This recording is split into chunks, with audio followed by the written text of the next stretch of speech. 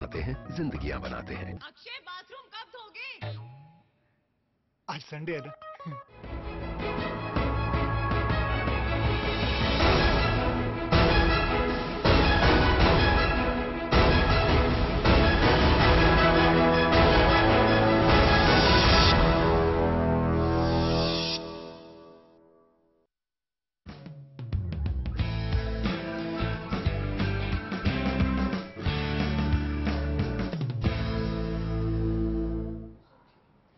नमस्कार, news line देख रहे हैं आप और मैं हूं वंदना चंदेल। आतंकियों ने एक बार फिर से नापाक हरकत से घाटी को थर्रा दिया। आज सुबह आतंकियों ने श्रीनगर में बंद की आड़ में सीआरपीएफ कैंप पर जमकर गोलीबारी की, जिसमें 5 जवान शहीद हो गए। आतंकियों ने अपने नापाक इरादों को पूरा करके घाटी में रहने वाले लोगों को खौफ में जीने पर मजबूर कर दिया है। न्यूज लाइन में हम श्रीनगर में हुए आतंकी हमले पर चर्चा करेंगे, लेकिन न्यूज लाइन की शुरुआत करेंगे सरकार की कैश सब्सिडी योजना के विरोध के साथ। सदियों से चली हुई चीज को ये लोग खत्म कर रहे हैं। ताकत के साथ हम आपके पीछे खड़े रहेंगे। यूपीए सरकार की कैश सब्सिडी ट्रांसफर योजना का देश भर में विरोध हो रहा है। राशन दुकानदार बेरोजगार होने के डर से इस योजना का पुरजोर विरोध कर रहे हैं। कैश सब्सिडी के विरोध में जंतर मंतर पर तमाम क्षेत्रों के लोग मौजूद रहे। साथ ही चैनल वन न्यूज ने भी अपनी मौजूदगी दर्ज कराकर राशन दुकानदारों का साथ देने का भरोसा दिलाया। सरकार ने भले ही डायरेक्ट कैश सब्सिडी योजना की घोषणा कर दी हो, लेकिन अभी भी इस योजना में ऐसे कई दांव पेच हैं जिससे निपटना बाकी है। देश भर के राशन दुकानदार पहले ही इसका विरोध कर चुके हैं। इसी सिलसिले में जंतर मंतर पर एक चौपाल का आयोजन किया गया, जिसमें तमाम क्षेत्रों के लोगों ने इनका समर्थन किया। राशन दुकानदारों का कहना है कि इस योजना के शुरू होने से वो बेरोजगार हो जाएंगे। ये सरकार के नीतियों के कारण हमारे राशन दुकानदारों को जीने के लिए बेईमानी का मार्ग कभी कभी स्वीकार करना पड़ता है। अगर इसकी वजह कोई है, इसके लिए जिम्मेदार कोई है, तो सरकार की गलत नीति इसके लिए कारण है। और पूरी ताकत के साथ हम आपके पीछे खड़े रहेंगे। यही बात कहने के लिए मैं आपके पास आया हूं। कैश सब्सिडी ट्रांसफर स्कीम का देश भर में विरोध शुरू हो गया है। जंतर मंतर की चौपाल पर जिस तरह लोगों का हुजूम उमड़ा, उससे अब साफ लगता है कि सरकार को इस योजना की शुरुआत से पहले एक बार फिर अपने इस फैसले पर सोचने की जरूरत है। चैनल वन न्यूज ने भी राशन दुकानदारों के हक में समर्थन करने का फैसला किया है। ये राशन की दुकान का मसला इतनी बुरी तरीके से हिंदुस्तान में बंद हुआ, शायद आपकी सोच भी नहीं होगी ऐसी कि राशन की दुकान किस तरीके से इन लोगों ने बंद की। और उसके अगस्त में इन्होंने 500-600 रुपए देकर के बेवकूफ पब्लिक को बनाना ये अच्छे से जानते हैं। गरीबों की रोटी रोजी छीन के ये अपने आप को कामयाबी की तरफ ले जाना चाहते हैं। मैं जानता हूं कभी नहीं पहुंच पाएंगे। कैश सब्सिडी ट्रांसफर योजना का पुरजोर विरोध हो रहा है। कई राज्यों की सरकार ने भी इसका विरोध किया। ऐसे में सरकार को इस योजना को शुरू करने से पहले कई बार सोचने की जरूरत है, क्योंकि इससे एक बड़ा तबका बेरोजगार होगा, जो यूपीए सरकार के लिए लोकसभा चुनाव में सिरदर्दी है। News desk, channel one news. तो मसला बहुत बड़ा है, तो बड़ी सोच भी होनी चाहिए और बड़े खुलकर इस पर चर्चा भी होनी चाहिए। हम बात करें कैश सब्सिडी की, जिसे लेकर सरकार तो अति उत्साहित है, लेकिन पीडीएस जो डिस्ट्रीब्यूटर्स हैं, जो राशन के दुकानदार हैं, वो उत्साहित नहीं है। वो नाराज हैं, वो खफा हैं, विरोध कर रहे हैं। क्या वजह है कि विरोध करनी पड़ी? सरकार की योजना कितनी जायज है या फिर कितनी नाजायज है? ये तमाम इस वक्त हर एक के जहन में ये सवाल है और हर एक चाहता है कि इनका सही और साफ जवाब मिले। लोग इस बात के इंतजार में लगे हुए हैं और इस वक्त हमारे साथ हमारा एक बहुत होनहार पैनल हमारे साथ जुड़ रहा है, जो कि इस पर चर्चा करेगा। कर्नल पीडी शर्मा जी, रक्षा विशेषज्ञ, विशंबर वासु जी, महासचिव एआईडीएफ हमारे साथ हैं। बीडी मिश्रा, जो कि बीजेपी लीडर हैं, वो भी हमारे साथ हैं और साथ ही संजय सराफ साहब, एलजेपी लीडर हैं, हमारे साथ हैं। और खुलकर चर्चा करनी है, हमें आखिरकार जानना है कि सरकार अगर किसी योजना की बात करती है, उसको लागू करने की बात करती है और बड़े पैमाने पर उसका विरोध हो रहा है, तो उसकी क्या वजह है। सबसे पहले विशंबर वासु जी हमारे साथ हैं, हम उन्हीं से करते हैं चर्चा की शुरुआत। सर, आप महासचिव हैं all India fair price dealer association के, आप महासचिव हैं। आप बताएं, इस योजना में आपके हिसाब से क्या होना चाहिए? इसके इंप्लीमेंटेशन में अच्छा है, कुछ खराब है, क्या कहना चाहेंगे आप? डायरेक्ट कैश सब्सिडी जो है जी, जनता को आना चाहिए। आज के लिए जो महंगाई है जी, इस महंगाई में अनाज को कोटा बढ़नी चाहिए, मिट्टी का तेल, केरोसिन तेल का कोटा बढ़ना चाहिए। वहां पर पैसा देने से, पैसा को जरूर उनका वहां पर जो पैसा अगर देने से जनता को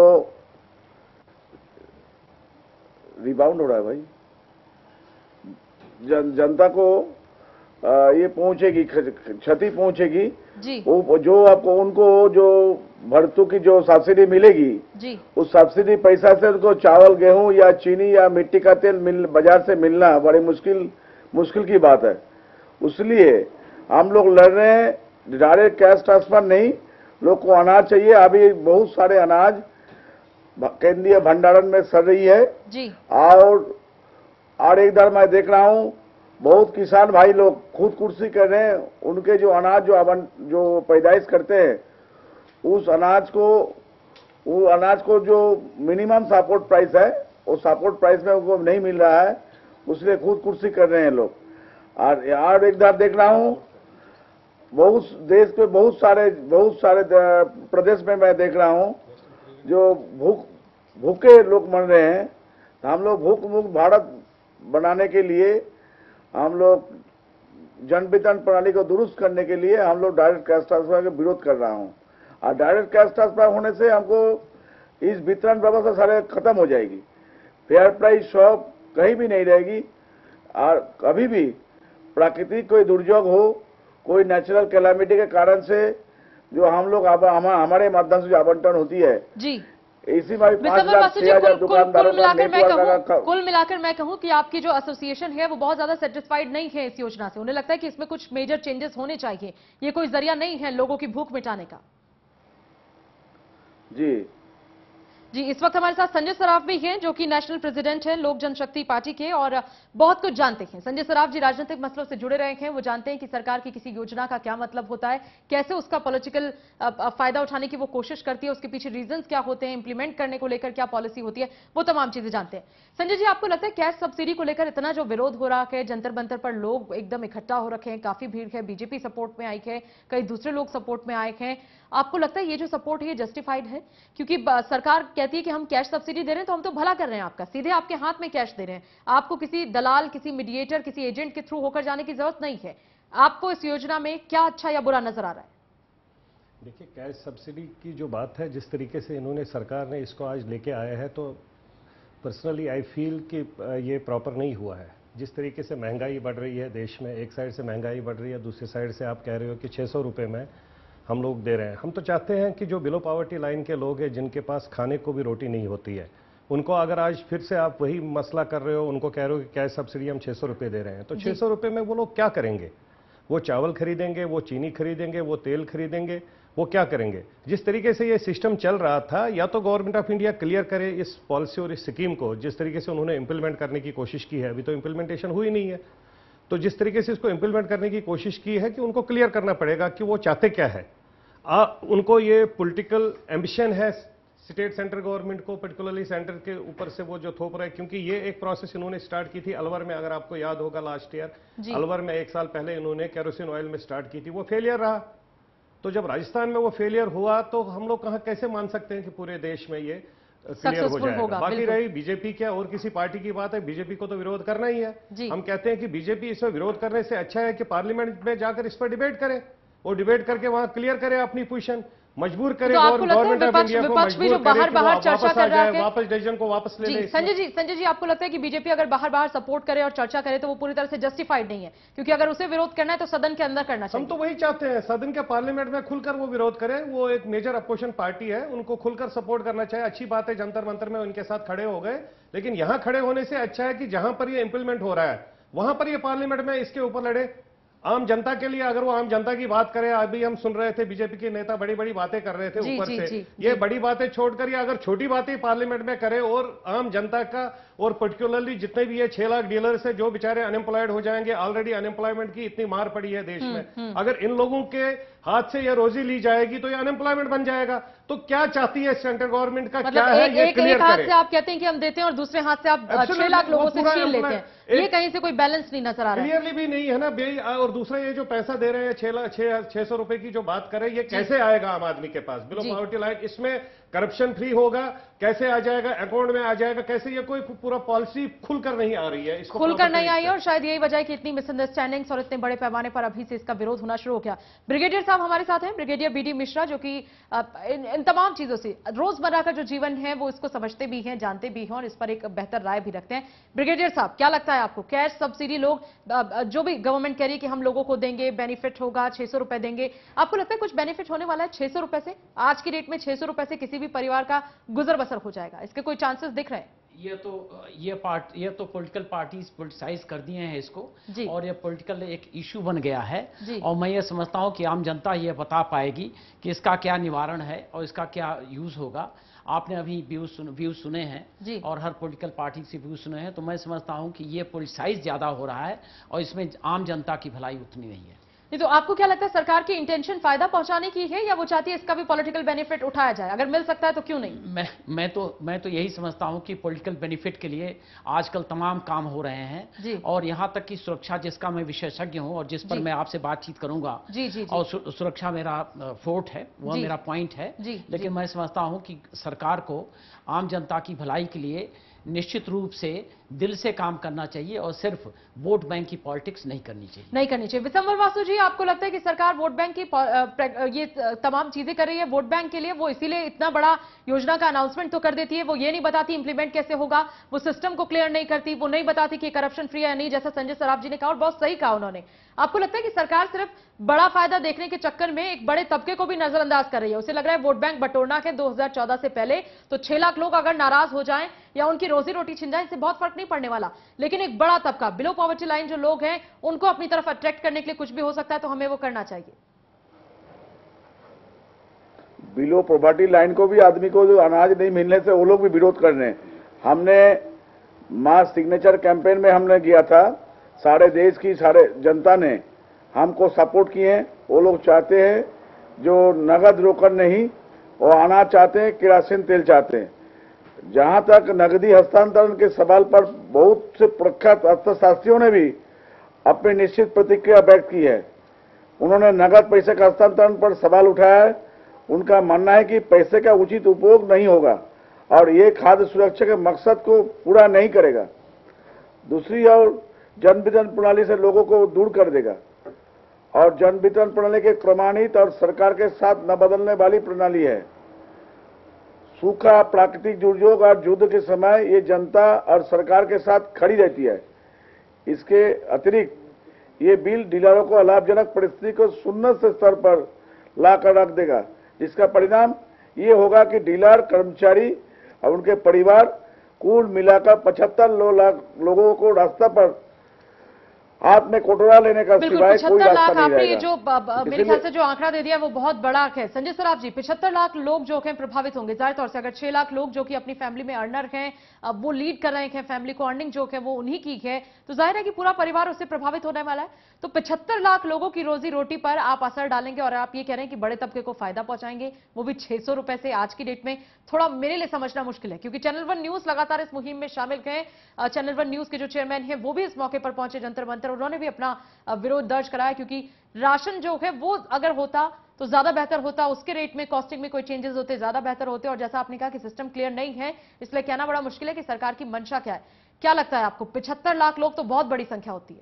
75 लाख तो ठीक है, इन्होंने हो सकता है 75 लाख से ज्यादा भी फिगर बन जाए या कम भी फिगर बन जाए, उसमें तो हम लोग टिप्पणी नहीं करेंगे। लेकिन सबसे बड़ी बात है कि अगर हमारे पास देश में इतना अनाज है, अभी आपने रिसेंटली देखा होगा जिस तरीके से पंजाब में 5-5 लाख मैट्रिक टन हमारा अनाज खराब हो रहा है। अगर एक साइड से वो अनाज खराब हो रहा है, दूसरे साइड से सब्सिडी देकर ये क्या प्रूव करना चाहते हैं? अगर हमारे पास अनाज पड़ा है तो हम लोग अनाज को डिस्ट्रीब्यूट करें प्रॉपर तरीके से, जैसे सिस्टम को जैसे सिस्टम चल रहा था उसको चलने दें। उसमें ये लोग क्यों ऐसे कर रहे हैं? जबरदस्ती एक डिस्प्यूट खड़ा करते, एक डाइवर्ट, सब इश्यूज हो रहे हैं। कैश पर सब्सिडी वाला जो मसला है, इसमें कहीं पर क्लियरेंस आ ही नहीं रही है।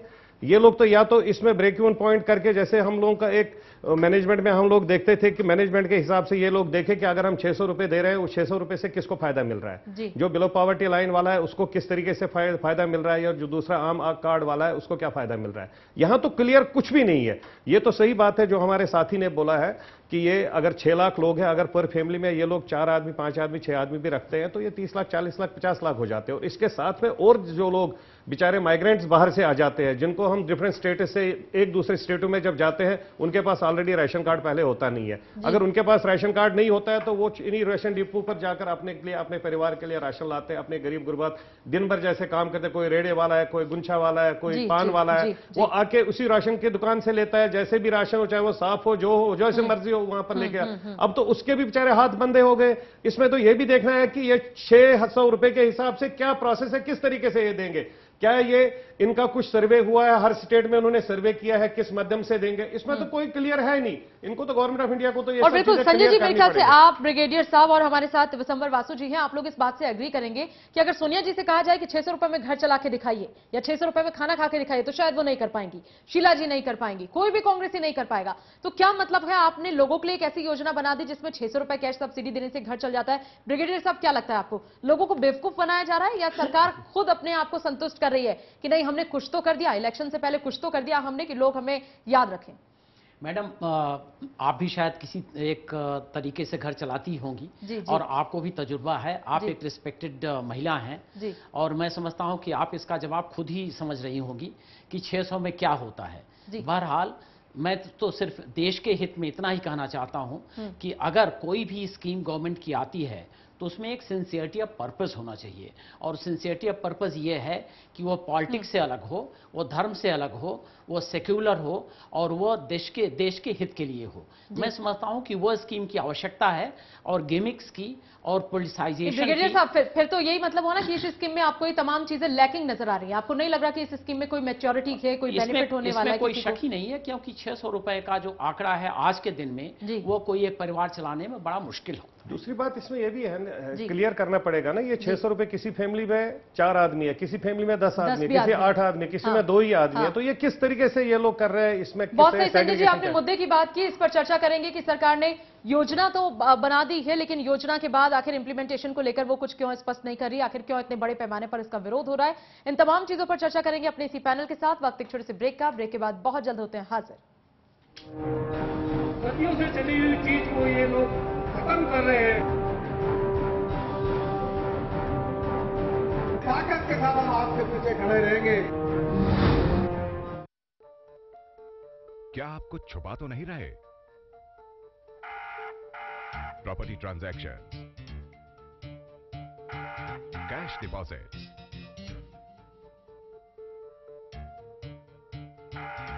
बिग परचेजेस,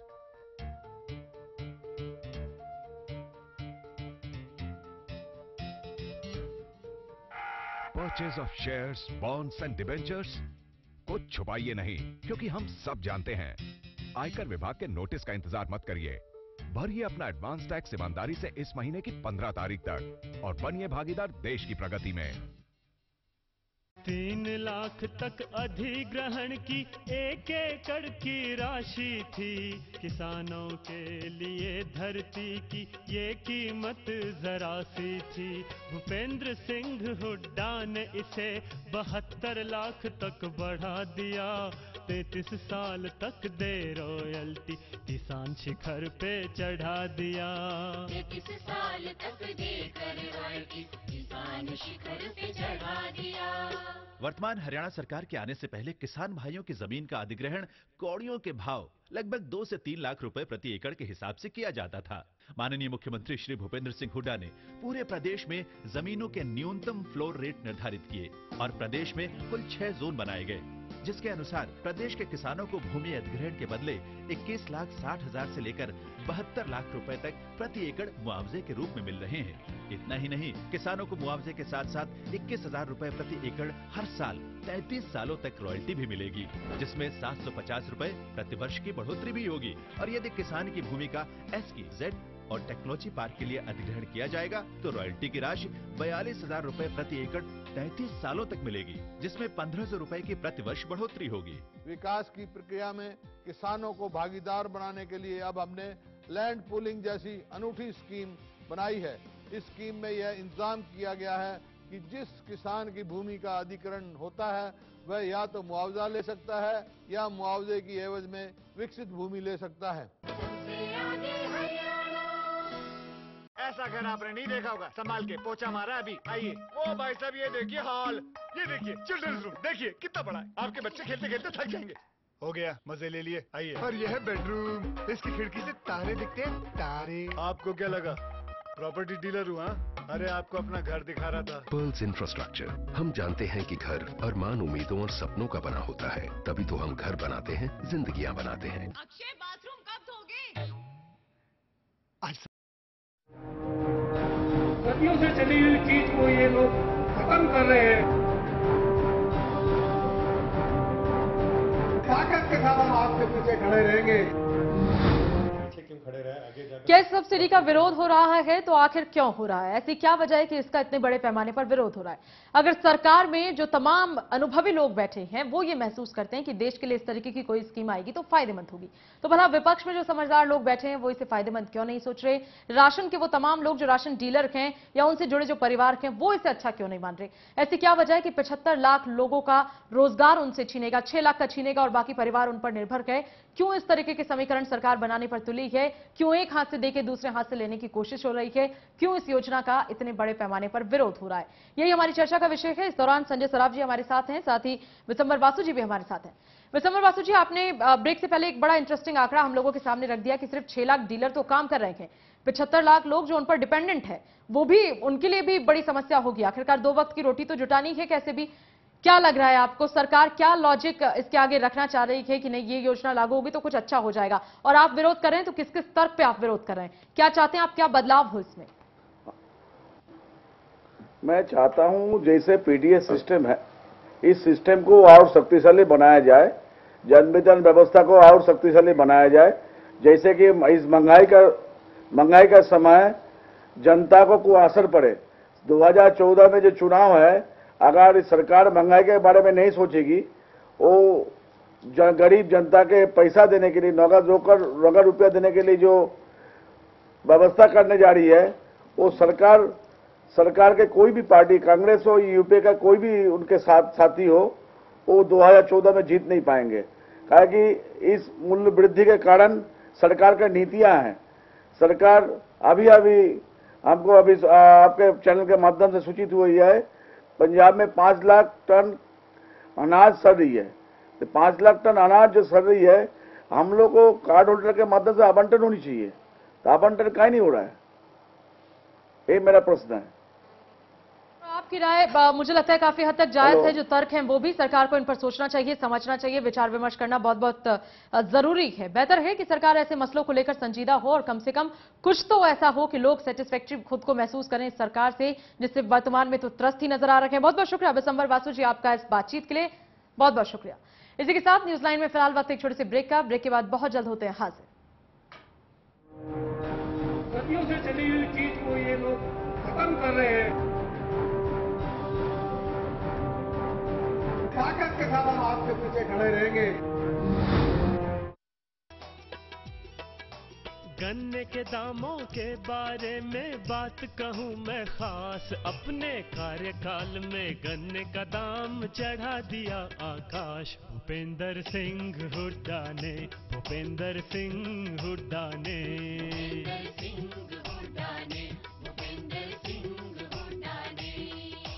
जहां पिछली सरकार ने 6 वर्षों के शासनकाल के दौरान गन्ने के दामों में केवल 22 रुपए प्रति क्विंटल की बढ़ोतरी की थी, वहीं हुड्डा सरकार ने अपने कार्यकाल के दौरान गन्ने के दामों में 159 रुपए की बढ़ोतरी कर इसे 276 रुपए प्रति क्विंटल तक पहुंचा दिया, जो देश में सर्वाधिक में से एक है।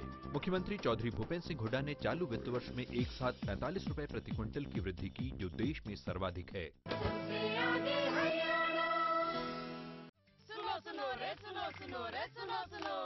हमने केबल टीवी का सेट टॉप बॉक्स लगवाया और दिल डिजिटल हो गया। Fantastic picture quality. सैकड़ों चैनलों में से अपनी पसंद के चैनल चुने, रेट कार्ड के हिसाब से पेमेंट करें। सोचोगे तो सोचते ही रह जाओगे। 31 मार्च के बाद 15 राज्यों के 38 शहरों में बिना सेटअप बॉक्स के कोई भी केबल टीवी नहीं देख पाएगा। लाखों परिवारों ने सेट टॉप बॉक्स लगवाया, अब आपका नंबर आया। सेट टॉप बॉक्स लगवाएं, डिजिटल हो जाएं।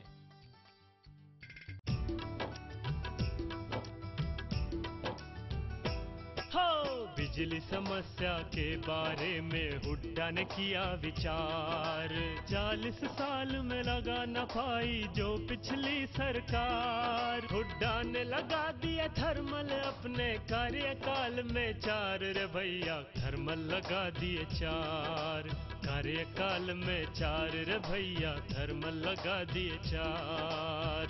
बिजली किसी भी प्रदेश के विकास की धुरी है। जहां तक प्रदेश में बिजली उत्पादन का सवाल है, वर्ष 1966 से लेकर फरवरी 2005 तक 40 वर्षों के दौरान हरियाणा में बिजली का उत्पादन सिर्फ 1587 मेगावाट ही था। श्री भूपेंद्र सिंह हुड्डा ने मार्च 2005 में मुख्यमंत्री का पदभार संभालते ही प्रदेश में लगभग 5000 मेगावाट बिजली और पैदा करने का लक्ष्य रखा और इस पर तेजी से काम शुरू किया।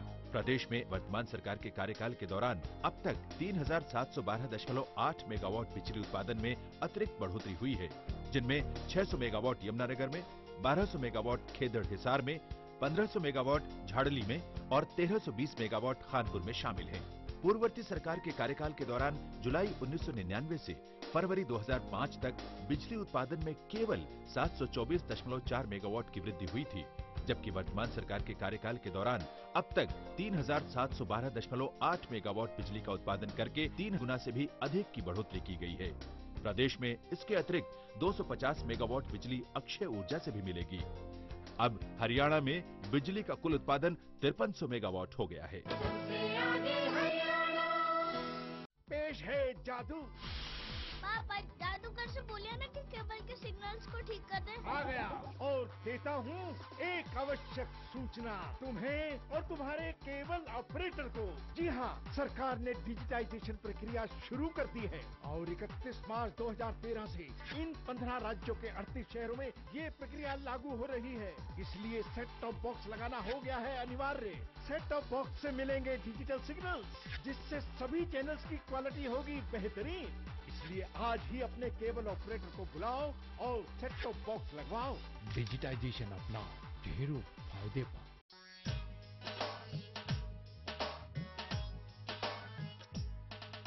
विकास की झड़ी लगी, विकास की झड़ी, हुड्डा ने लगा दी है विकास की झड़ी। विकास की झड़ी लगी, विकास की झड़ी, हुड्डा ने लगा दी है विकास की झड़ी। भूपेंद्र सिंह ने जन जन का कल्याण किया, आधुनिक हरियाणा का निर्माण किया। आधुनिक हरियाणा का निर्माण किया। आधुनिक हरियाणा का निर्माण किया।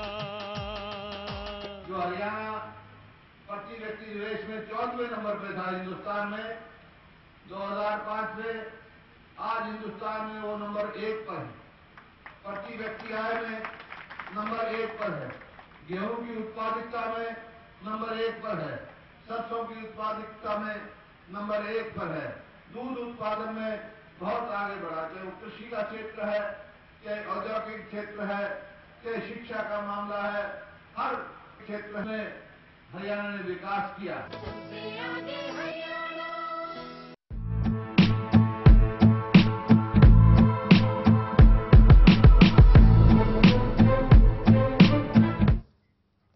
देश का सबसे खूबसूरत इलाका, दुनिया में जिसे कहा जाता है कि जन्नत अगर कहीं है तो वो शायद जम्मू कश्मीर में है।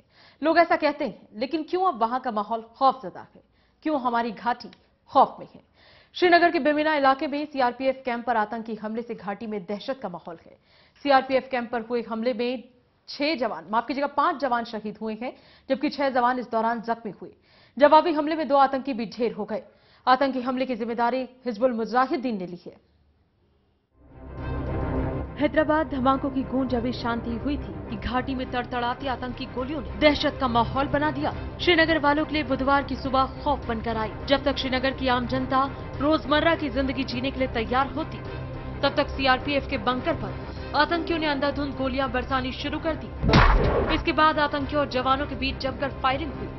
आतंकी हमले में 5 जवान शहीद हो गए, जबकि 6 गंभीर रूप से जख्मी हुए। इस दौरान 3 नागरिक भी हमले में घायल हो गए। बेमीना पब्लिक स्कूल के बाहर हुए आतंकी हमले की जिम्मेदारी हिजबुल मुजाहिदीन ने ली। हमले के दौरान आतंकियों ने हैंड ग्रेनेड का भी इस्तेमाल किया। हालांकि दोनों ओर से हुई गोलीबारी में 2 आतंकी भी ढेर हो गए। श्रीनगर में बंद को देखते हुए आतंकियों ने बेहद ही शातिर तरीके से हमले को अंजाम दिया। बंद के दौरान पत्थरबाजी की आड़ में आतंकी श्रीनगर में घुस आए और बेहद ही चालाकी से क्रिकेट खिलाड़ियों के कपड़े पहनकर और क्रिकेट किट में आतंक का सामान लेकर आए। हमले से पहले आतंकी सीआरपीएफ कैंप के सामने बाकायदा क्रिकेट खेल रहे थे और मौका पाते ही आतंकियों ने नापाक इरादों को अंजाम दे दिया। हमले की निंदा करते हुए केंद्रीय महासचिव आर.के. सिंह और जम्मू कश्मीर के मुख्यमंत्री उमर अब्दुल्ला ने विधानसभा में इसकी जानकारी दी। Now some boys were playing cricket there.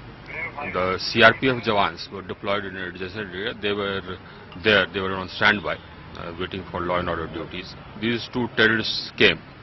They had kit bags. So at first sight, it appeared as if they were joining the cricketers. And when they entered, then after that they took out AK-47 rifles from the kit bags and they started fighting. After the CRPF Jawans took shelter, they lobbed the grenades. एक CRPF की जो attachment थी उन पे एक militant हमला हुआ। Militant हमले के दौरान 5 सीआरपीएफ के जवान शहादत पा गए और 4 से 5 सीआरपी के जवान जख्मी हुए।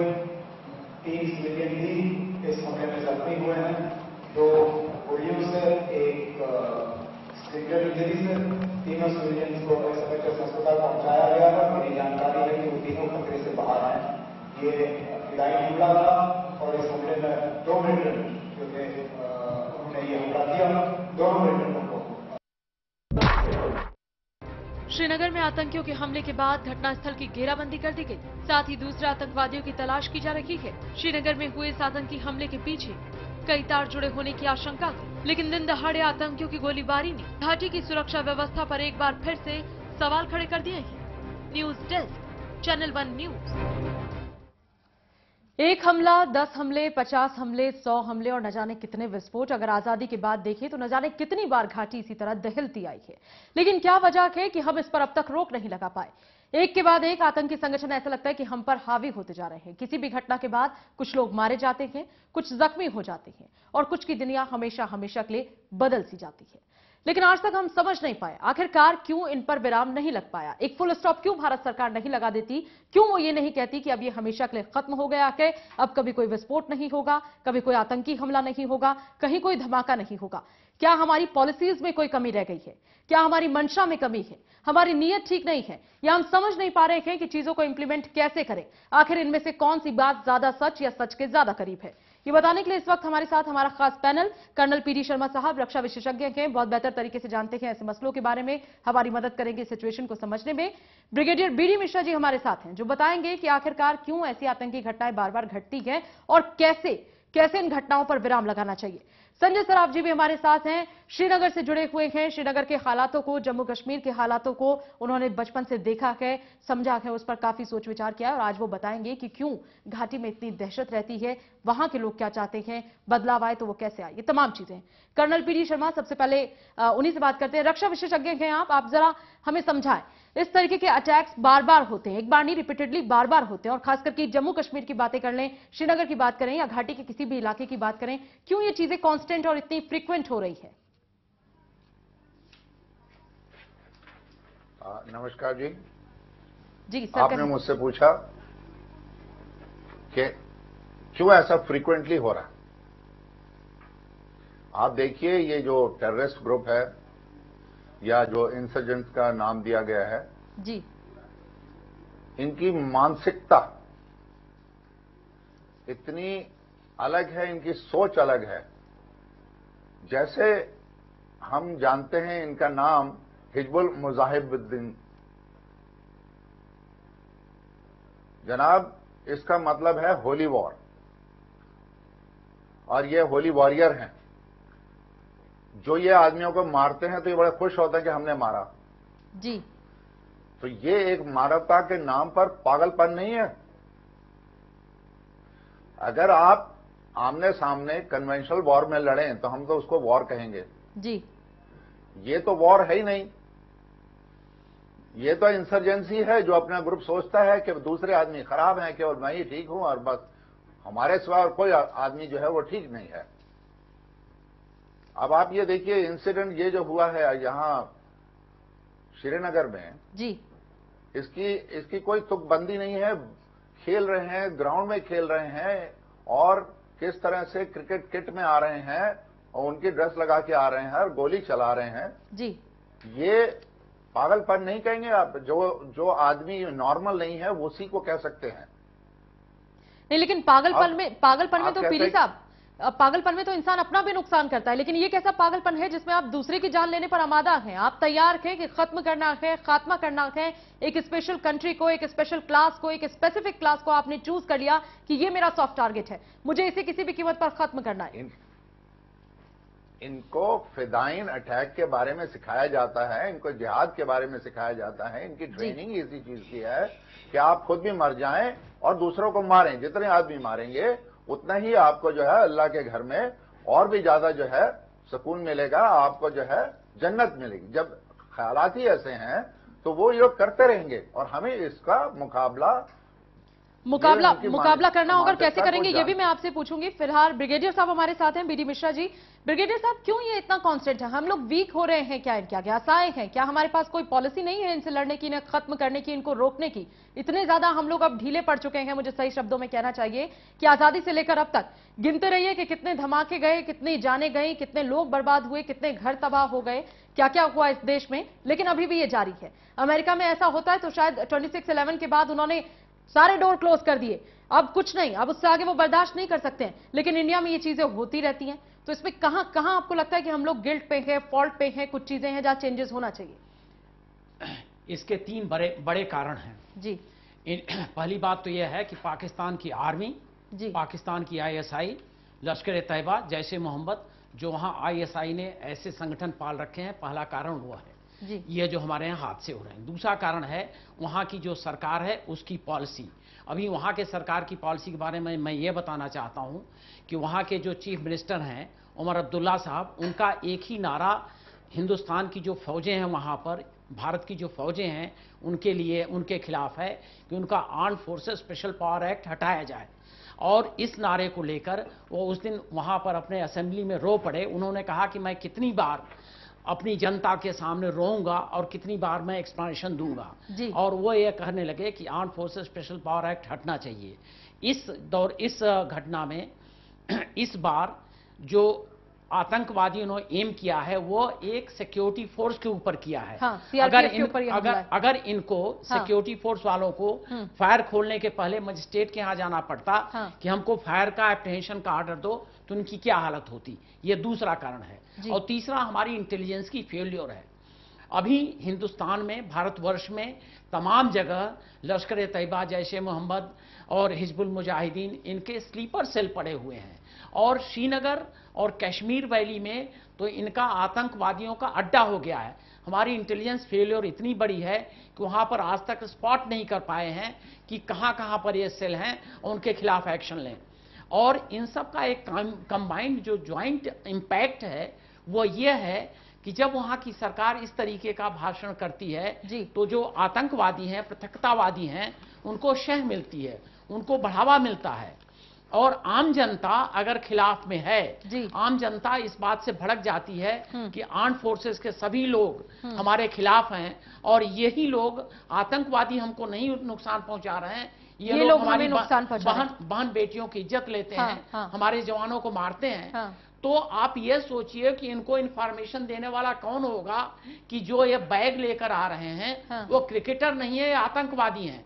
यह भी हो सकता है कि कुछ लोगों को उस एरिया में पता हो कि ये आतंकवादी हैं, क्योंकि ऐसा हम मान नहीं सकते हैं कि जहां पर आतंकवादी इतने ज्यादा हों तो लोकल्स के बिना सहायता के बिना उनके मालूम हुए वो कोई कार्रवाई कर सके। ब्रिगेडियर साहब, आपकी ये क्वेरी तो मुझे लगता है अभी सॉर्ट आउट हो जानी चाहिए, क्योंकि संजय साहब हमारे साथ हैं, रहनुमा हैं वहीं के। और नहीं, मैं एक बात और कहना चाहता हूं, मैं फिनिश करना चाहता हूं कि वहां पर अगर आम जनता इतनी खिलाफ हो जाएगी आर्म फोर्सेस को, तो जो आम जनता की इंफॉर्मेशन आर्म फोर्सेस को आती है, जिसके वजह से आर्म फोर्सेस को भी एक दिलासा होता है, हिम्मत बढ़ती है, उनको इंफॉर्मेशन मिलती है, इंटेलिजेंस मिलता है, और उससे वो सक्सेसफुल ऑपरेशन कर पाएंगे, तो ये बात भी एक अपने जगह पर कम हो जाती है। आर्म फोर्सेस को ऑपरेशन करने का न तो हिम्मत होती है, न तो उनको इंफॉर्मेशन होती है। ऐसा ही है क्या संजय जी? पूरा मिला के मसला है क्या? पूरा मिला के मैं समझता हूं कि हमारी फेलियर की वजह से ये हादसे हो रहे हैं। ये पॉलिटिकल फेलियर है, हमारी तो है फेलियर, लेकिन क्या पॉलिटिकल आवाम की जो आपने बात कही, पॉलिटिकल फेलियर है, इंटेलिजेंस। मैं ब्रिगेडियर साहब को ये कहना चाहता हूं कि और दूसरी बात, ये अपना वर्ड वापस ले ले, जो ये कहते हैं कि कश्मीर में जिस तरीके से शराब जी, मैं आम जनता की क्लैरिफाई करना चाहता हूं कि आम जनता के तमाम लोग ऐसे नहीं हैं जो कि खिलाफ हैं। तमाम लोग हैं जो भारत देश से प्रेम रखते हैं, लेकिन एक सेगमेंट ऐसा भी है, कुछ एलिमेंट हो सकते हैं जो कि कभी कभी हमको इन्फॉर्मेशन देने में चूक जाते हैं, हमारे खिलाफ। ब्रिगेडियर साहब, ये आपका डाउट है, ऐसे हो सकते हैं, या आपको लगता है कि नहीं है? नहीं, मैं ये कहना चाहूंगा, क्या है, ये बहुत बड़ी मिस इन्फॉर्मेशन है कंट्री में। मैं ब्रिगेडियर साहब को बोलना ये चाहता हूँ, ये जो कहते हैं कि कश्मीर में आतंकवादी है, सब लोग हैं, मैं इनसे ये कहना चाहता हूँ, क्या कश्मीर में आतंकवादी अपनी माँ की पेट से निकला था? अपनी माँ की पेट से वो क्या गन और ग्रेनेड लेकर निकला था? You should take your word back. Sanjay ji, I think we should give a chance to brigadier साहब। मैंने तो ये कहा कि पाकिस्तान जिस तरीके से वहां से आतंकवादी है, आप हमारी बात को समझ नहीं पाए। मैं कहना चाहूंगा, मैं इसको क्लियर करना चाहूंगा। पहला मैंने ये कहा कि पाकिस्तान की आर्मी, पाकिस्तान की आईएसआई, लश्कर-ए-तैयबा, जैसे मोहम्मद, हिजबुल मुजाहिदीन, नहीं उन पॉइंट्स पे हम एग्री हैं ब्रिगेडियर साहब। दूसरा मैंने ये कहा कि वहाँ की जो पॉलिटिकल सरकार है वो हमेशा स्टेटमेंट देती है। हम भी उससे पॉलिटिकल सरकार कौन बनाता है वहाँ पर? राजू, एक सेकंड ब्रिगेडियर साहब, मैं क्लैरिफाई कर दूं अपना point. Let clarify. Arm forces special power act अगर उनको नहीं दिया जाएगा तो ऑपरेट नहीं कर सकते। आपका पॉइंट हम समझ गए, हम आपका पॉइंट समझ गए। संजय जी ये कह रहे हैं, मैंने ये कहा कि वहां पर हमारे इंटेलिजेंस की फेलियर है, क्योंकि हमको इन्फॉर्मेशन नहीं दे पाते हैं, मिल पाती है। इंटेलिजेंस किससे इन्फॉर्मेशन लेती है? इंटेलिजेंस लोकल से लेती है, और लोकल्स अगर हमको सपोर्ट करेंगे तो हमको बड़ी इन्फॉर्मेशन। ये हमारे 3 पॉइंट। नहीं, आपके पॉइंट ऑल क्लियर है। संजय जी, मैं आपसे ये ब्रिगेडियर साहब को ये क्लियर करना चाहता हूँ कि कश्मीर में जो आतंकवादी हम सब लोग कहते हैं, कश्मीरी को आतंकवादी के नाम से जानते हैं, तो कश्मीरी आतंकवादी तो मैंने कहा ही नहीं, माँ की पेट, ये आपके चैनल से नहीं, हर चैनल नहीं, हर चैनल की बात नहीं। पहले आप ये बताइए मिश्रा जी, क्या मैंने कश्मीरियों को आतंकवादी कहा? नहीं, आपने नहीं कहा, आपने कतई नहीं कहा। संजय जी, कश्मीर में और दूसरी बात यह है कि कॉमन आदमी भी ये जानता है कि कश्मीरी आतंकवादी नहीं है। Everybody knows. कश्मीर में कोई भी यूथ आजकल अगर गन या गन कल्चर में जो भी ये लोग कह रहे हैं, कोई भी गन कल्चर में गन और ग्रेनेड लेकर पैदा तो हुआ नहीं है। अगर वो पैदा किया है तो किसने किया है? नहीं संजय जी, ये एक पॉलिटिकल, लेट मी कंप्लीट, ये एक पॉलिटिकल सिस्टम ने क्रिएट किया है। राजीव फारूक अकॉर्ड जो 1986 में हो गया, उस time Rajiv Farooq accord, that was the creation of militancy valley. उस टाइम एक पार्टी खड़ी हो गई, मुस्लिम यूनाइटेड फ्रंट, जितने भी सब लोग हैं, मुस्लिम यूनाइटेड फ्रंट जो क्रिएट होगी, मैं इनको ब्रिगेडियर साहब को ये भी बोलना चाहता हूं कि जो आज पार में बैठे हैं सईद सलाउद्दीन साहब, वो जो बैठे हैं जहाद काउंसिल ऑफ इंडिया, जहाद काउंसिल ऑफ वर्ल्ड का चेयरमैन है, he is the person who contested from बिमना। उसने इलेक्शन लड़ा, इलेक्शन जीता, और उसके बाद उसको जिस तरीके से 30 दिन जेल में रखा गया, by profession he was a professor, उसको आतंकवादी किसने बनाया? आज हम आतंकवाद की बात कर रहे हैं, गन कल्चर, कोई गन लेकर कोई पैदा नहीं हुआ। अब मैडम फ्यूल टू फायर कहां से होता है? अभी तक माहौल जब चल रहा था देश में, जिस तरीके से ब्रिगेडियर साहब इसको माने या न माने, जिस तरीके से अफजल गुरु की अभी इस स्टेज पर फांसी दी गई, जब पिछले साल में कश्मीर में माहौल ठीक है, पिछले 2 साल से, आज क्या बना हुआ था? आपको बीजेपी का मुंह बंद करना था, आप दूसरे तरीके से बंद कर लेते। आपने अफजल गुरु का मुद्दा अगर बीच में लाया, अगर आपने उनको फांसी दी, उसके साथ में राजीव गांधी का जो किलर है उसको भी फांसी दो। मुझे बिल्कुल नहीं लगता कि अफजल गुरु के साथ कश्मीरियों की कोई सिंपैथी। क्या बात करते हो? क्या बात करते हो? डायरेक्टली इन्वॉल्व वो ही वॉज ए मीडिएटर और कॉन्स्पिरेटर और as per PD Sharma ji हमारे साथ हैं। और मीडिएटर एंड कॉन्स्पिरेटर के लिए हैंगिंग इज नॉट द, अगर आप उसको देते हैं उसके साथ में जिस दिन उसको मर्सी पेटिशन उसकी जिस दिन डिसमिस होती है दूसरे दिन आप उसको फांसी देते हो। अगर वही मर्सी पेटिशन या राजीव गांधी के किलर जो एक्स प्राइम मिनिस्टर था, बेन सिंह के किलर, वो भी point taken, Sanjay ji point taken, you are very very right on your point, हम उससे डिनाई नहीं करें। उससे क्या हो गया कि जो एक सिंपैथी थी, जो इंटेलेक्चुअल सोसाइटी आपकी कश्मीर की थी, उनको लगा यार हम लोग को तो अलग मानते हैं। लेकिन जो लेट मी कंप्लीट प्लीज। दूसरे साइड से जब हम खुलकर देखते हैं, हमारे प्राइम मिनिस्टर साहब आते हैं, वो भी कहते हैं इंसानियत के दायरे में बात करेंगे। जब आप कहते हैं वहां कोई मसला नहीं है तो क्यों कहता है prime minister? Home minister Chidambaram साहब आ गए, उन्होंने आपकी बातें सही है, मुझे लगता है पीडी शर्मा जी जो है अब उन्हें दखल देना चाहिए। पीडी शर्मा जी आप जरा बताएं। संजय जी ये कह रहे हैं कि कश्मीरियों पे ब्लेम किया जाता है कि वो आतंकी है। सबसे पहली बात तो हम ये क्लेम कर दें कि कश्मीरी जो है वो हमारे ही देश का हिस्सा है। ब्लास्ट करता है कश्मीरी शाल वाले को अरेस्ट करके ले जाते हैं। नहीं संजय जी ये थोड़ी सी, मुझे लगता है ये थोड़ी सी मिसअंडरस्टैंडिंग है। ये थोड़ी सी मिसअंडरस्टैंडिंग नहीं है ma'am, we are facing all this thing. हमने देखा है हम लोग कितने लोगों को जेलों में पीडी जी आप कहें क्या आपको लगता है कि वाकई में लोकलाइट्स को लेकर जो ब्रिगेडियर साहब कह रहे हैं और जो संजय सराफ जी कह रहे हैं, आप कैसे इसको देखते हैं? देखिए साहब, कोई भी हमारा भारतवासी टेररिस्ट नहीं है। मैं सबसे पहले क्लियर कर देना चाहता हूं, जो भी ये टेररिज्म आया है, जो भी इंसर्जेंसी आई है, ये अक्रॉस द बॉर्डर है, ये पीओके से चली आ रही है, ये मालूम है हमें। और उसमें कितने वहां पर कैंप्स हैं ये भी हमें मालूम है। उनका एक मुद्दा है और जिस मुद्दे को वो कहना चाहते हैं वो हर बार इंसाइट करते हैं, आके अटैक करते हैं, जाते हैं। हम भी कश्मीर में हमने भी काम किया है जी। कोई भी इस तरह से नहीं मारता, कोई किसी तरह से कोई भी कश्मीरी जो है, मेरा ख्याल है he is also peace loving person. ख्याल नहीं, बल्कि मैं इसके ऊपर बिल्कुल कहना चाहूंगा ये सब लोग कर रहे हैं वो सब पागल है।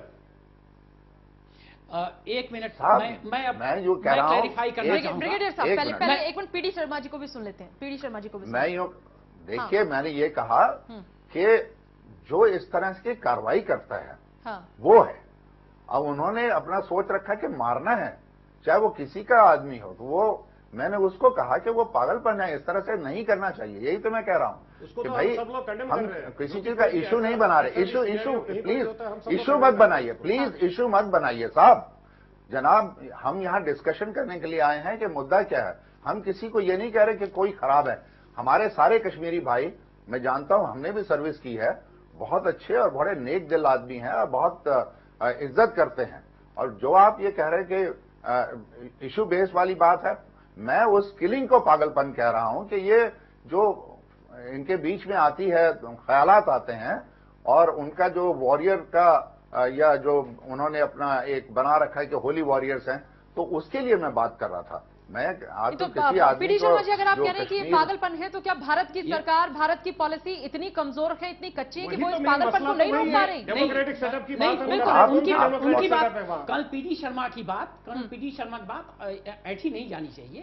कल पीडी शर्मा ये कह रहे हैं कि जो वहां पर आतंकवादी है और जो आके शूट कर रहा है वो पागलपंथी का काम कर रहा है। हम तो एक बात और दूसरी बात यह है कि इन्होंने, देखिए डिस्कशन हो रहा है, पैनल डिस्कशन है, यहाँ पर जो इशू उठाए जाते हैं उसका आंसर होना है, और जो इशू नहीं उठाए जा रहे हैं, जो स्टेटमेंट नहीं दिए जा रहे हैं, उस पर डिस्कशन नहीं होना चाहिए। इन्होंने 3 पॉइंट किए। पहला बात इन्होंने 3 पॉइंट्स बनाए हैं। पहला बात तो इन्होंने ये कहा कि कोई कश्मीरी उसको ब्लेम करना कि आतंकवादी है, वो गलत है।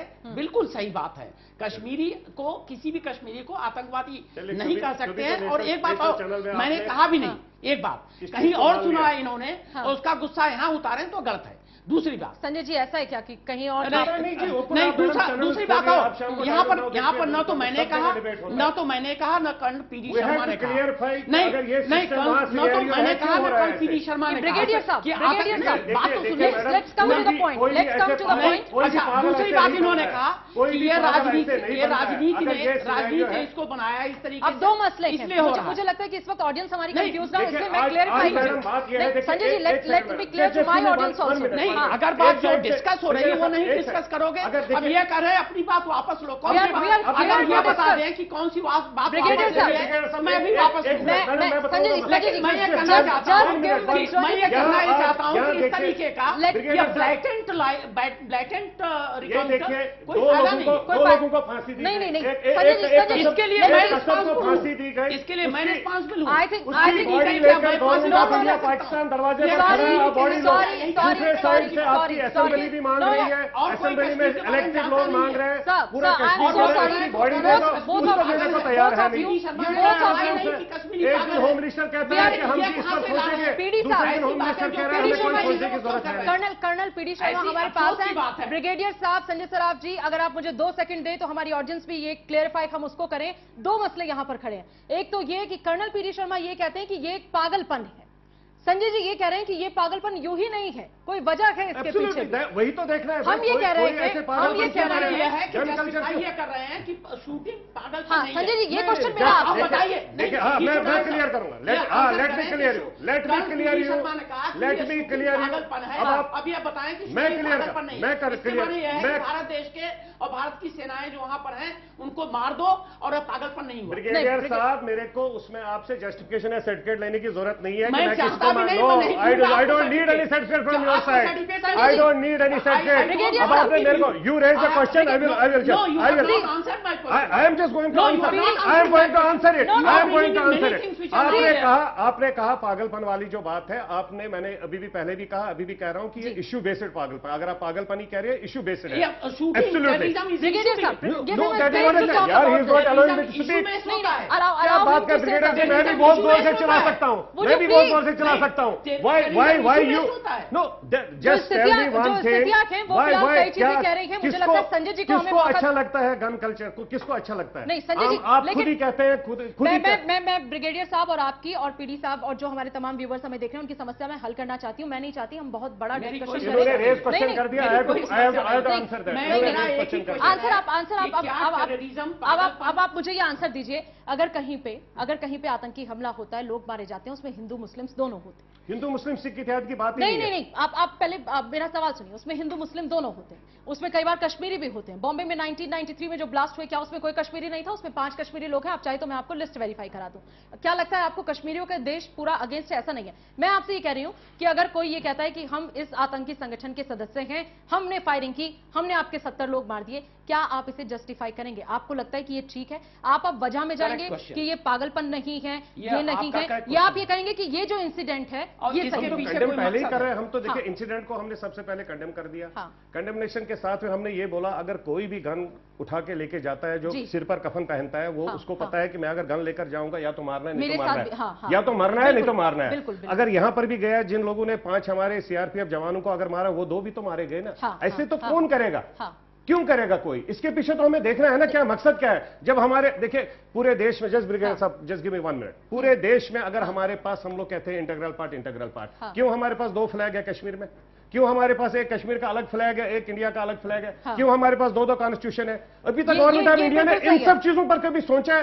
एक आम आदमी के ऊपर क्यों ये कंफ्यूजन है? क्यों एक कंफ्यूजन है आम कश्मीरी के ऊपर? आज की जो डिबेट है संजय जी, हम लोग सब लोग चलाते हैं। लास्ट पॉइंट, एक साइड से अगर आज कश्मीर में कह रहे हैं, ब्रिगेडियर साहब इसको माने या ना माने, अगर आज लोगों के सेंटिमेंट जुड़े हैं कि चलो जी कसब जब तक टेररिस्ट था, चलो आपने उसको हैंग कर दिया, एज टेररिस्ट आपने उसको हैंग कर दिया, उसके बाद डेड बॉडी अगर वो मांग रहे हैं, आपका इलेक्टेड मेंबर जो वहां गवर्नमेंट चला रहे हैं वो भी मांग रहे हैं, आपके जो अपोजिशन वाले वो भी मांग रहे हैं। नंबर 1, आप यहां देने को तैयार नहीं है। पहले होम मिनिस्टर साहब कहते हैं ठीक, अगर आप बॉडी देने के बाद अगर लगता है कि वहां लोगों का गुस्सा खत्म हो जाएगा, व्हाट इज द प्रॉब्लम? दूसरे साइड से कसम को आपने हैंग कर दिया, आप पाकिस्तान को दरवाजे पर खड़े हैं, आप इसकी बॉडी लो। यहां पर पूरा कश्मीर मांग रहा है, उसके मां बाप, उसके बीवी बच्चे मांग रहे हैं, भाई बॉडी तो दो। यहां देने को आप तैयार नहीं है। वहां क्या है, ये क्या मकसद क्या है? Why they are not giving clear information? Clear क्यों नहीं कर रहे हैं गवर्नमेंट ऑफ इंडिया? स्टेट को क्यों? आम आदमी, आम कश्मीर में आज एक ही आवाज है कि चलो जी, अगर कसब जब तक था, जैसे भी आपने किया, अगर उसको हैंग किया, उसके बाद उसकी बॉडी हमारे को दो, तो बॉडी देने में क्या तकलीफ है? सॉरी, कसाब का फेवर हम ले ही नहीं सकते। कसब नहीं, सॉरी, मैं गुरु की बात करूं, I am sorry. Afzal Guru का भी हम फेवर नहीं ले सकते। फेवर की बात नहीं, आप बॉडी तो दे सकते हो मरने के बाद, जब आपने डेट के बाद उसकी बॉडी दो। अगर कसब की बॉडी लेकर आप पाकिस्तान को खड़े हो दरवाजे पर कि भाई ये ले लो, वो कह रहे हैं हम नहीं चाहे, हमें नहीं चाहे। यहाँ इसका परिवार है, इसकी माँ है, इसकी बेटा है, इसका बेटा है, इसकी बीवी है, इसका परिवार है, इसके रिश्तेदार, उनको कहते हो आप तिहाड़ जेल में आकर प्रेयर्स करो। What is the issue? अगर गवर्नमेंट ऑफ इंडिया बॉडी देती है, वो वहां पर अपने हिसाब से लेट मी रिस्पॉन्ड। हाँ, दो बातें इन्होंने, दो पॉइंट किए। पहला पॉइंट इन्होंने ये बताया कि जो कश्मीरी मिलिटेंट है, जो गोली चलाता है, उसके पीछे क्यों ऐसी उसकी भावना है, उसका कारण किसी ने नहीं सोचा। पहला बात इन्होंने ये बताया। दूसरा इन्होंने ये बताया कि भारत की सरकार ने एक गलती की है और अफजल गुरु की बॉडी उसके वापस नहीं किया। मैं इस तो पर बोलना चाहे था, अगर एट पार वो तीनों को लेते हैं, आप बोल लीजिए, पहले आप बोल लीजिए। अगर एट पार लेते हैं राजीव गांधी, मुझे लगता है राजीव गांधी को पूछना चाहिए। राजीव गांधी और बेन सिंह के खिलाफ मैं आपको एक बात बताना चाहता हूं कि यूनाइटेड नेशंस की जनरल असेंबली ने, ये शायद सबको नहीं पता है, उन्होंने एक रेजोल्यूशन पास किया है। उन्होंने ये रेजोल्यूशन पास किया है कि टेररिस्ट अटैक जितने भी हैं वो किसी भी कारण से भी हों, वो जस्टिफाइड नहीं है। यूनाइटेड नेशन जनरल असेंबली जिसके तमाम विश्व के देश हैं, मेंबर हैं, वहां पर रिटन रेजोल्यूशन। जब आप बोल रहे थे, मैंने बोला नहीं।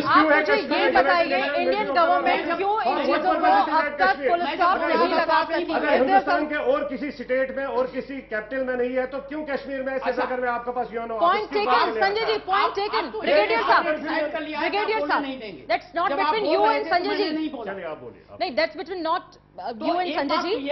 Let me ask to PD Sharma also. He is waiting for giving his review. Please. known fact कि कहीं पर भी कोई भी कारण हो, कोई नहीं है। बिल्कुल सही कहा। पीडी शर्मा जी, आप मुझे ये बताएं, क्या इंडियन गवर्नमेंट वाकई में इतनी कमजोर है? क्यों नहीं रोक पा रहे? कांस्टेंट और कितने विस्फोट, कितने अटैक्स का वेट करेंगे और कितने लोग शहीद हो जाएं, कितने लोग मारे जाएं, तब जागेगी ये सरकार? अमेरिका में कुछ होता है दोबारा नहीं होता, रशिया में अटैक्स होते हैं, उनके नंबर्स कम हो जाते हैं। आप देखिए कितने इंसिडेंट हम लोग निकाल के देखें, आप मुझसे ज्यादा जानकारी रखते हैं इस मामले पर। किसी भी मुल्क में अब क्या हम लोगों की वाकई में विश नहीं है कि ये चीजें खत्म हो? हम चाहते हैं कांस्टेंट ऐसा होता रहे। मैं आपकी बात से बिल्कुल वाजिफ हूं और मैं संजय साहब की और ब्रिगेडियर साहब की बातें भी अभी सुन चुका हूं। बड़ा सेंटिमेंटल इसके ऊपर क्वेश्चन आ गया है। जो दो अलग अलग किस्से हैं, कसाब का और अफजल गुरु का, उसको इसके साथ में नहीं मिलाना चाहिए था।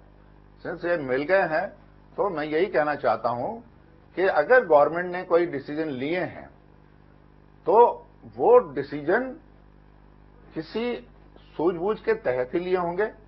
अभी जो कुछ भी हुआ है, आज की डेट में जो कुछ हुआ है, हम उसके बारे में डिस्कस कर रहे थे। बिल्कुल बिल्कुल पीडी जी, इसीलिए मैं चाहती हूँ, वक्त हमारे पास बहुत कम है, आप हमें ये बताएं कि क्या इंडियन गवर्नमेंट कभी इन चीजों पे फुल स्टॉप लगाएगी या ये ऐसे ही चलता रहेगा? फुल स्टॉप तो कभी भी लगा सकती है, उसमें क्या शक है। मैं तो आपको कई बार बोल चुका हूं। नहीं तो कितना और इंतजार करें? पिछले 60 सालों में तो न जाने कितनी बार हुआ, क्यों अब तक फुल स्टॉप नहीं लगा? ये कहना तो मेरे पास पॉसिबल नहीं है कि इतना गवर्नमेंट कैसे नहीं लगा पा रही और क्यों नहीं लगा पा रही, मगर इच्छा शक्ति होनी चाहिए, लग जाएगा। यानी कि आप मानते हैं इस बात को कि भारत सरकार की इच्छा शक्ति नहीं है? डेमोक्रेटिक प्रोसेस को ठीक करना पड़ेगा, वहां पर सब ठीक हो जाएगा। डेमोक्रेटिक सेटअप को ठीक कर लीजिए। बिल्कुल 1 लाख वोटरों में से जब 2000-1500 वोटर आपका एक एमएलए बन के आता है तो he has no right to represent the constituency, जहां पर 80,000, 50,000, 88,000 सिस्टम को चेंजेस करनी है और neat and clean democratic setup को लाने की जरूरत है कि सरकार को वहां पर आर्म्ड फोर्सेस को इस तरीके से उनको हैंडीकैप नहीं करना चाहिए। पहली बात, इंटेलिजेंस सेटअप वहां इंप्रूव होना चाहिए। और तीसरी बात यह है कि जो वहां पर पाकिस्तान से एक्सपोर्ट हो रहा है टेररिज्म, उसको बंद करना है। वहां पर जो कैंप्स हैं, वहां पर जो कैंप्स हैं उसको एलिमिनेट करना है। वो तो सर हमारी एजेंसी बिल्कुल बिल्कुल। हमारे जो तीनों गेस्ट हैं, बेशक अलग अलग व्यूज हैं। संजय सराफ कहते हैं कि डेमोक्रेटिक सिस्टम में कुछ चेंजेस होने चाहिए, वो ठीक हो तो शायद सिचुएशन ठीक हो। ब्रिगेडियर साहब ये कह रहे हैं कि आपको सेना जो है उसकी पावर को एकदम से सीज नहीं करना चाहिए, उसके हाथ बांधने नहीं चाहिए, आपको कुछ चीजें वहां पे मैनेज करनी होगी। पीडी शर्मा जी ये कह रहे हैं कि इच्छा शक्ति की कमी है, यानी रास्ते बेशक अलग अलग है, मंजिल इंटेलिजेंस फेलियर है, तमाम उसमें कोई शक नहीं चीजें। है। कोशिश बस यही है अगर यहाँ से पार कोई नहीं जाता तो वहां से कैसे और चीजें और बेहतर हो, दोबारा ये सब चीजें नहीं हो, खत्म हो, इन पर एक फुल स्टॉप लगे, इन पर एक पूर्ण विराम लगे और ये घटनाएं बार बार नहीं हो। बहुत बहुत शुक्रिया आप सभी का, आप हमारे साथ इस चर्चा में शामिल हुए, बहुत बहुत शुक्रिया।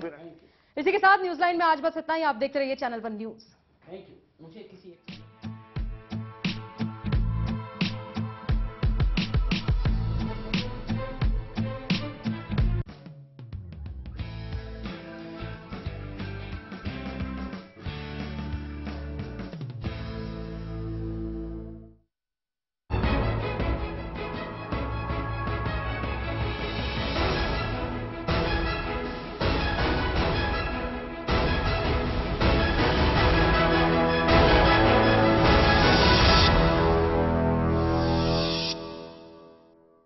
आपने नहीं देखा होगा, संभाल के पोछा मारा अभी। आइए। ओ भाई साहब ये देखिए हॉल, ये देखिए चिल्ड्रंस रूम, देखिए कितना बड़ा है। आपके बच्चे खेलते खेलते थक जाएंगे।